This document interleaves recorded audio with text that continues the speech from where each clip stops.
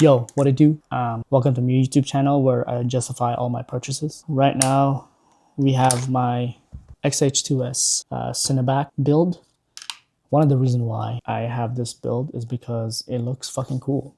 In all honesty, I like to picture myself as a filmmaker that shoots in controlled environments, on sets and stuff like that. So I have this set up because I have all the option to build it out, like having a monitor, having a top handle, one battery source for everything to be powered, so I don't have to worry about power the monitor. It needs to be connected to a battery, or you're gonna put a battery in here. It's not wireless. You gotta connect HDMI to your camera so that you can actually see it. So many stuff you need to have in order to build it. But do you need all of this? I don't think so. I think it really just comes down to what you want on set, or just for me, the way I see it, it's a show. How can you make yourself look reliable by having the tools you need to get the job done? Do you need a monitor to shoot anything? Not really, because most modern hybrid cameras that does photo and video have an LCD screen. Now, I've seen the argument of like, oh, it's bigger so you can see. But I mean, you can see. You can put it close to your face. But let's talk about the monitor, for example. This particular monitor, for example, is that this has a wireless feed to another monitor. So you can have, client or director or anybody to be looking at the shot that you're looking at. So this is where it comes down to, how are you getting the job done? Honestly, it's 2026. Even if you're a big production to a very small production, I think you should have, especially if you're working for a client, you should be able to show them what you're shooting. That's just my take. It's just a courtesy for them to be paying you, for them to have a say in what the shot looks like and stuff like that. And both photo and video, I have that. So, in video you tether. And again, for photographers out there, I was taught tethering is the standard. You should always have that. So I always try to tether when I shoot. Obviously, it depends on what kind of photographer you are.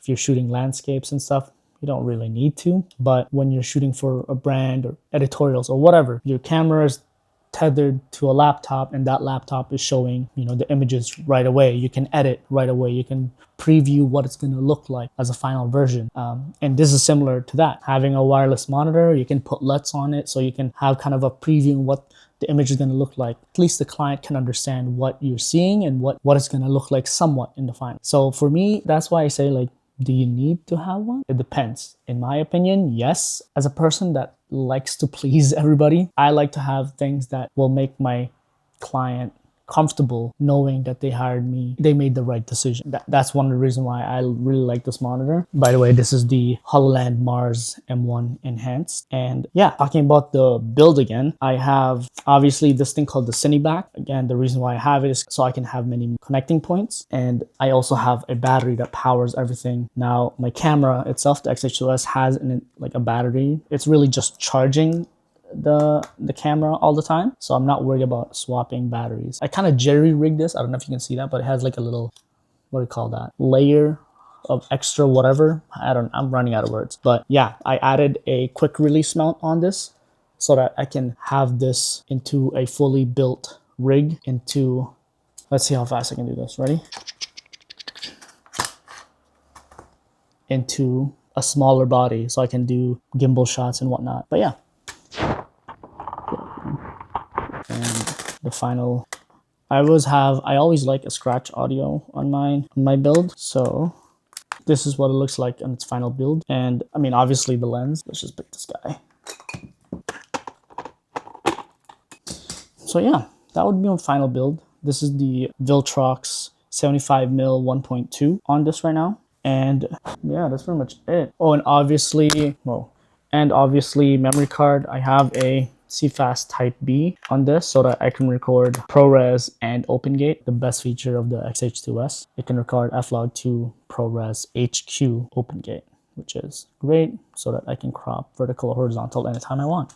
And people might be wondering why I'm using Fuji, not Sony, because everybody's shooting Sony nowadays. And the reason is I like working with Fuji files a lot more compared to Sony and Canons. Obviously, Fuji adds its own flaws. Autofocus is not that great compared to obviously Sony, because Sony has like got one of the best autofocusing systems. You know, there's a reason why people use FX3s for both personal to commercial work and stuff like that. But for me, as right now, I've been working for myself. This is where kind of gets funny because clients don't care what camera you have. Clients don't care what LUTs you use. I mean, they care in some sense as long as it doesn't look bad. But if it looks good, generally good, you know, decently exposed, it's not grainy, it's not noisy, it depends on what kind of shot they're looking for, but it's not shaky. What else? And color is good. I don't know. But if you've hit all those things, client doesn't care if you're using an ARRI camera. I mean, I guess it depends on what kind of client. You know, for the things that I do, they don't care if it's shot on a phone or shot on a DSLR or a mirrorless camera. For them, as long as you can deliver, most of the time clients don't care. As long as it works for you, I think that's the only answer you should be looking at, right? And that's the reason why I use the XH2S, because my computer can handle the files and the color doesn't really break when I edit them. But yeah, that's pretty much my little setup here. And yeah, thanks for watching this Yap session.